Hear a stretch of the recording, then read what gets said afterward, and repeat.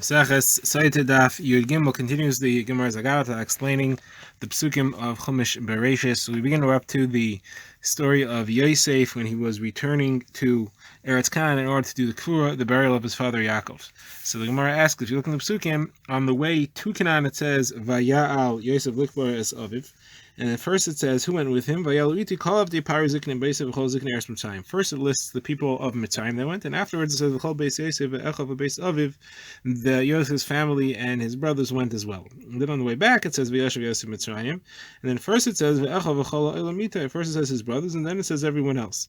So how come on the way there it lists first the other people, and on the way back it lists the Bnei Mishpacha first? So the Gemara answers, because on the way there they did not give kavod to Yosef's family, because they kind of pushed them aside. On the way back, when they saw all the kavod that was given to Yaakov by all the nations of the world, then they saw that it was time to give kavod to Yosef's and to Yaakov's Mishpacha, and that's why they allowed them to go first. Now, where do you see the kavod that they gave? So the Gemara says, if you look at the psukim, it says, they came to the granary of the thorns. Otad means a type of thorn. So the Gemara asks, there is no such thing as a granary of thorns. Thorns aren't heaped, they aren't harvested. So Rabbi said this teaches that they surrounded Yaakov's coffin like a fence of thorns surrounds a granary. You make a fence out of thorns to surround the granary itself. Now, therefore, they surrounded him. So what does that mean? So the children of Esav came, and the children of Yishmael came, and the children of Keturah came, and they all came at first to make a war against Yisrael. Once they saw Yosef's crown was placed upon Yaakov's arm, they all saw the kavod that was being given to him. They all took their crowns off and put them on the Aron, on the coffin of Yaakov as well. Bryce says there were 36 crowns that were put on Yaakov's Aron. That's a total of 35 plus Yosef. So 35 would be the 23 of Malchei Esav and the 12 of the tribes of Yishmael. So then it says, they had a very great mourning, a very great eulogy. Even the horses and the donkeys were crying because of the mourning that they set up. Now, then they reached Maras Machpelah. Esav came and he was blocking, he was interfering, and he was saying that this city is called Kiryas Arba because there are 4 pairs that are supposed to be buried here. The Gemara notes that Rabbi Yitzchak says a similar thing. He says that there were 4 pairs buried in Maras Machpelah. Adam Chava is 1, Avram and Sarah is 2, Yitzchak and Rivka is 3, and Yaakov and Leah is the 4th one. So the Esav's taina was that there is 1 pair from our family that's meant to be there. Yaakov gets 1, and I get 1. And Yaakov already put Leah in there, so the other half goes to me. So the Gemara says, so they answered him and they said, our father bought it from you when he bought the Bechira. Esav said he bought the Bechira.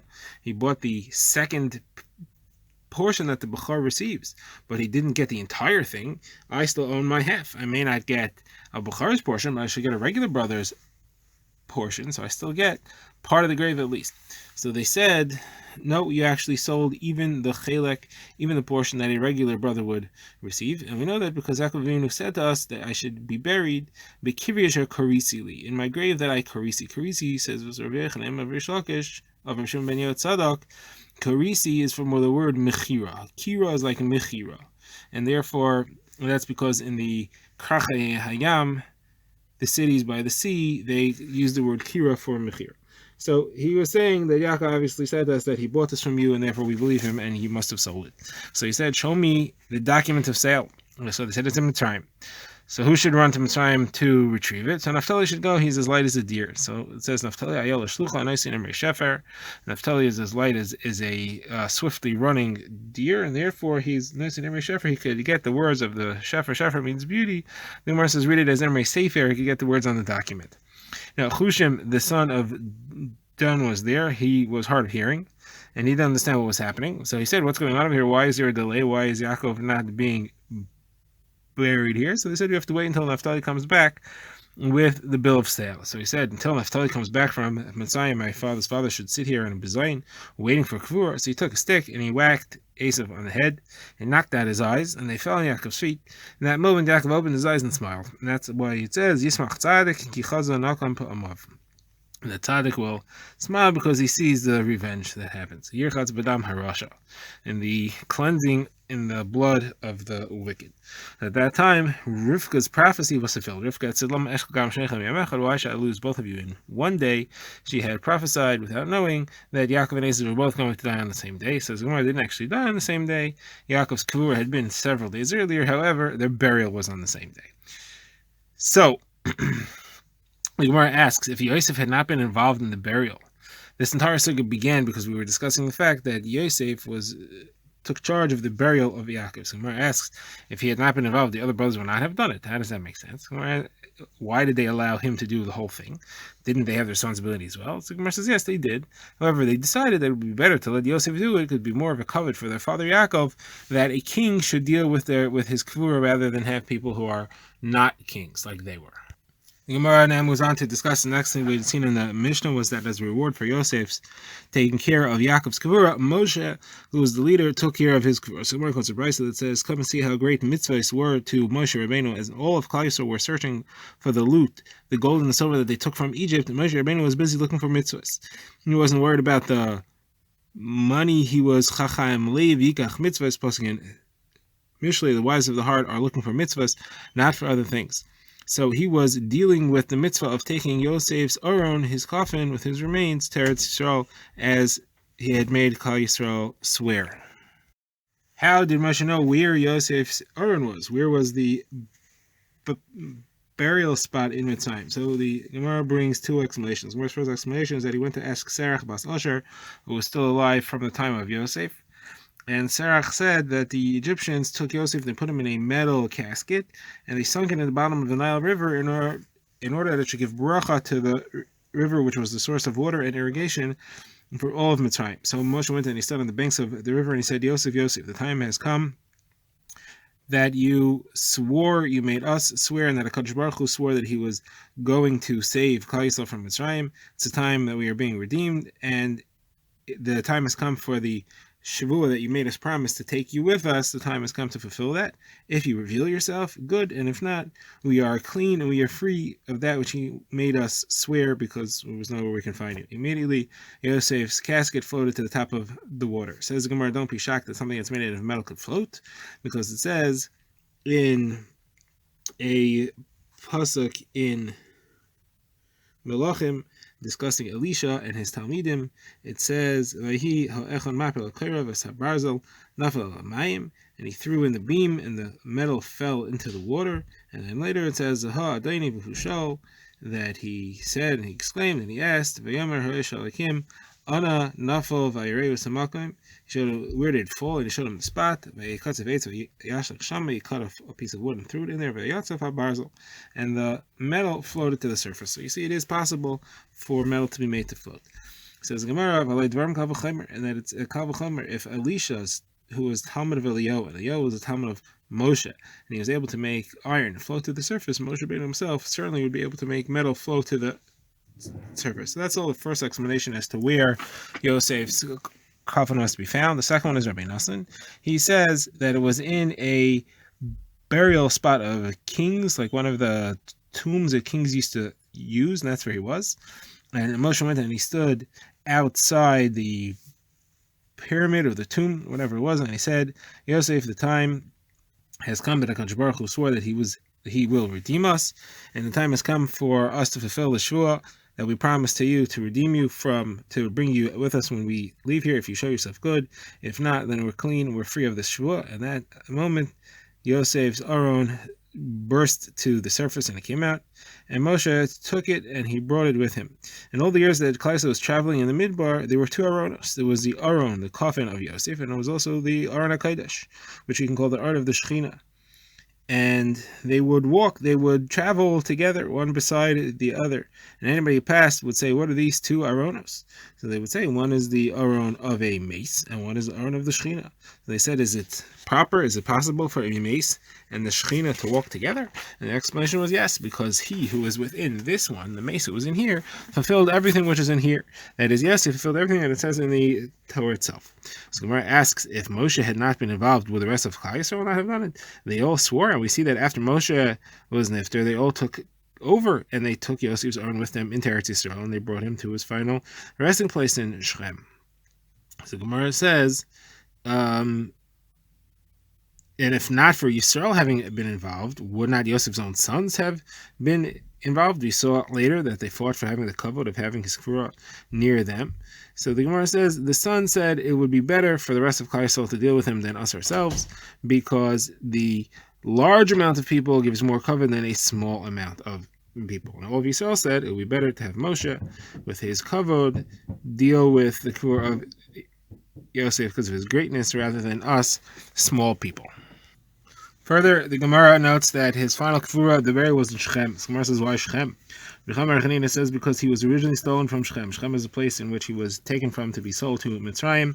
So you return a lost object to the place that it was taken from, and therefore he was returned. Ultimately, his final resting place would be Shechem. Gemara says a contradiction between Pesukim. It says Vayikach Moshe's Atzmos Yosef, which shows that he was the one who took Yosef's remains. Ukseves Atzmos Yosef Asher Helu Bnei Yisrael. Bnei Yisrael was the one who took them. So the Gemara answers, Chanina says Moshe began, but he didn't finish because he never brought them into Eretz Yisrael. He didn't go into Eretz Yisrael.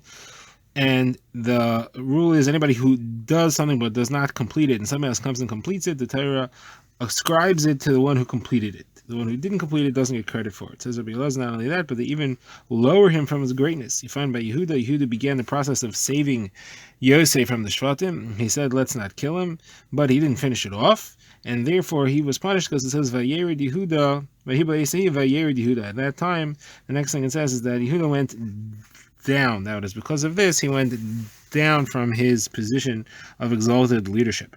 Shmuel Bar Nachmani says not only that, but even if he begins Maisa and he doesn't complete it, he ends up having to bury his wife and children, like it says with Thomas Bas Shuaishas Yehuda's wife Shua, she died, and then he lost his children as well. Vayamas Erva Onan. It says the name of Rav. Why was Yosef called Atzamos while he was still alive? He refers to himself. He says, "Bring my bones." Why did he say my bones while he was still alive? That is a punishment that is referred to by the bones while his life is still continuing. So says the Gemara, the reason is because he heard the zilzal of his father. His father was referred to him as Avadecha Avinu, your servant, and he did not protest against that. And to hear that about his own father and not to say anything is a sin on Yosef's level.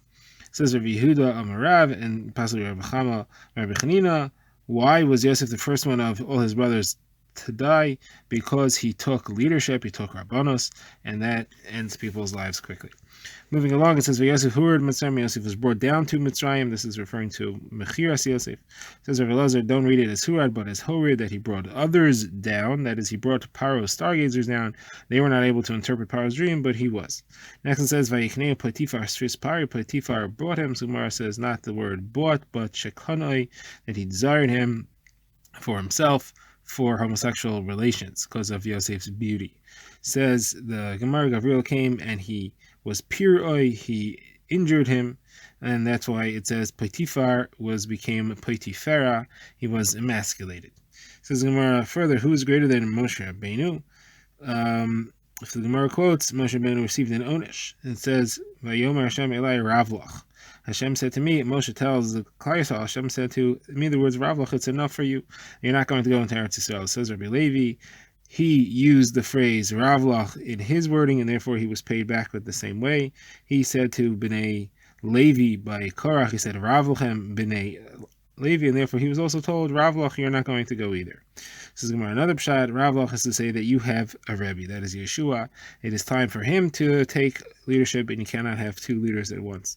Another is that it's Ravlach that you are, you cannot continue to be mispalled because they can't say how difficult is the Rebbe and how refusing is the Talmud. And what is the reason of all this? So Gemara says because the stronger the camel is, the greater the load he needs to carry. That is, Moshe was so great that it was considered to be a sin for him on his level, that which he did at Mei Meriva.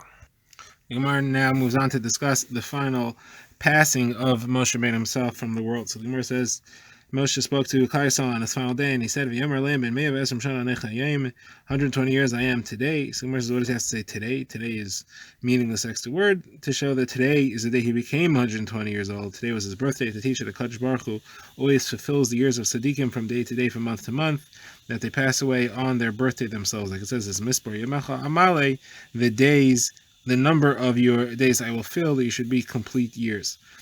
Moshe said to them, "Lo uchal od l'tzeis v'lavai." I can no longer go out and come in. What does it mean to go out and come in? It means that he couldn't walk, he couldn't go out and in. Literally, that can't be, because it says Moshe may have Mishana, but mostly lo nas lechai. Moshe was 120 years old at the time of his death. He had not lost any of his freshness.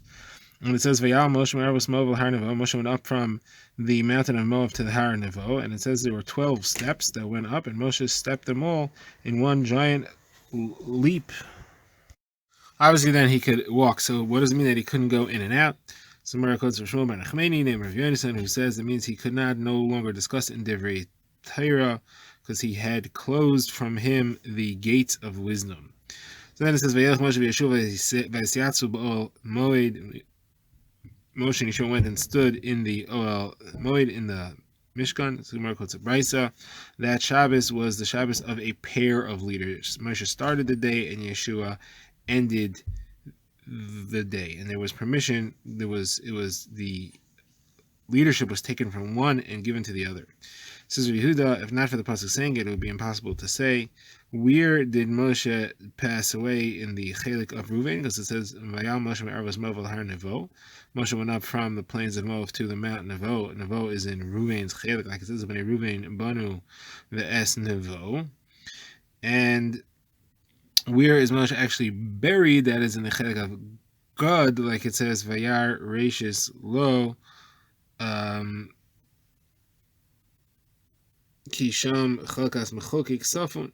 There is where the lawgiver is hidden. It's referring to the burial of Moshe Rabbeinu. So from the chelik of Reuven to the chelik of Gad is how far? It's 400 mil. So those 400 mil from where he died until he was buried, how did you transfer? So Gemara says Moshe was placed on the wings, as it were, of the Shechina, and the Malachei Asharis were saying, and now we're going to have a number of things that were said by a number of different sources. So the Malachei Asharis were saying Tzidkas Hashem, also Mishpatavim Yisrael, did righteousness of Hashem and laws with Yisrael and Mishpat with Yisrael. HaKadosh Baruch Hu was saying, Mi yakom li Miriam, who will stand with me, with my friends, Mi Siyasivli Impayali Oven, who will stand with me against those who do wickedness. Shmuel says that he was saying, Mi kahachacham yodea pesher davar, who is wise, who knows how to solve things. Rabbi Yochanan says he was saying, Chachma me'ayin timtza. Nachum says Vayamash Sham Moshe, and Samlion, his name was Chacham, said that he said Vayamas Sham Moshe Safra Rabbi Yisrael, the great teacher of Yisrael. It's time we have a Brisa. Rabbi Elazar Hagadol says there's 12 mil. By 12 mil is the size of the campment of Yisrael. And that distance, a baskal voice could be heard that was saying Vayamas Moshe Safra Rabbi Yisrael. Some say, says Gemara, Moshe himself did not die, because it says Vayamas Sham, and it says Vahi Sham im Hashem. So you see that he didn't pass away in the literal sense, but he went from Sham, he went to Sham. He went to be standing and serving HaKadosh Baruch Hu. So he's standing and serving HaKadosh Baruch Hu, just like it says, Vahi Sham im Hashem, here it's Vayamas Sham, he went to be a Sham. Now, the Kvura, the burial, where did that happen? That was in the valley in the land of Moav, Mul Beis Pa'ar. Bagai Beretz Moav, Mul Beis Pa'ar. Says Brachia, they made a sign upon a sign. The valley of, in the land of Moav, Mul Beis Pa'ar, should figure out exactly where it is, but still, no one knows where the burial is, like the pasuk says, Lo Yiddish es Kvuraso. The wicked kings sent people to one part of the mountain, to Beis Pa'ar, to show them where the burial place was, and they stood on top of the mountain, and they saw it at the bottom. They stood on the bottom, they saw it on top. They split into two. Each one saw it where the other ones were. And this is a fulfillment of the pasuk that says, "Lo yada ish es kfuraso." No one knows where his burial place is.